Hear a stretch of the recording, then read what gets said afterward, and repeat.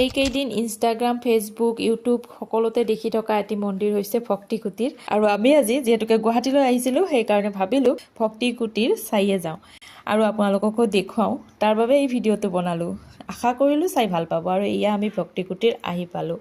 ভিতৰলৈ সোমাই গৈ দেখা পালোঁ যিটো দৃশ্য, কি যে ধুনীয়া নহয়। যিমান ধুনীয়া হ'ব বুলি মই ভাবি গৈছিলোঁ তাতকৈ বহু গুণে বেছি ধুনীয়া দেখা পালোঁ। আৰু ভিতৰলৈ সোমাই গৈ দেখা পালোঁ গোটেইবোৰ বস্তু ইমান পৰিপাটিকৈ সজাই থোৱা আছে। আৰু ইয়াতে আমি জোতা চেণ্ডেলবোৰ খুলি ভিতৰলৈ সোমাই গ'লোঁ। আৰু এয়া হৈছে মন্দিৰৰ ভিতৰ চৰা। ভিতৰতো বহুতো ভক্তগণে বাট চাই আছে, যিহেতুকে সন্ধিয়া 4 বজাৰ পৰা ইয়াতে আৰতি হ'ব।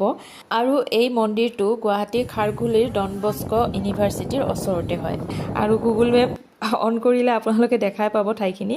আৰু এয়া চাওক, মন্দিৰটোৰ পৰা ব্ৰহ্মপুত্ৰ নদীটো দেখাই যায়। মানে ব্ৰহ্মপুত্ৰ নদীটোৰ কাষতে নে ওপৰতে ময়ো ভালদৰে ধৰিবই পৰা নাই জানেনে। যি নহওক আমি এইবাৰ তললৈ নামি গ'লোঁ। আৰু তললৈ নামি গৈ আমি ধুনীয়াকৈ চালোঁ। কেনেদৰে যে বনাইছে মই ভাবিয়ে পোৱা নাই আচলতে। ৰাতিপুৱা 4:30টাৰ পৰা 12:30লৈকে আৰু সন্ধিয়া 4টাৰ পৰা 8টালৈকে মন্দিৰৰ মূল দুৱাৰ খোলা থাকে। আৰু বাকী সময়খিনিত মন্দিৰৰ মূল দুৱাৰখন বন্ধ হৈ থাকে। আৰু মানুহ চাওকচোন কিমানখিনি মানুহ হৈছিলে আমি যিদিনাখন গৈছিলোঁ। যি নহওক মই আপোনালোকক ভক্তিকুটীৰৰ চাৰিওপিনে দেখুৱাই দিলোঁ, কিন্তু একদম ভিতৰ চৰা মই ভিডিঅ' কৰিবলৈ অকণমান বেয়া লাগিল আচলতে।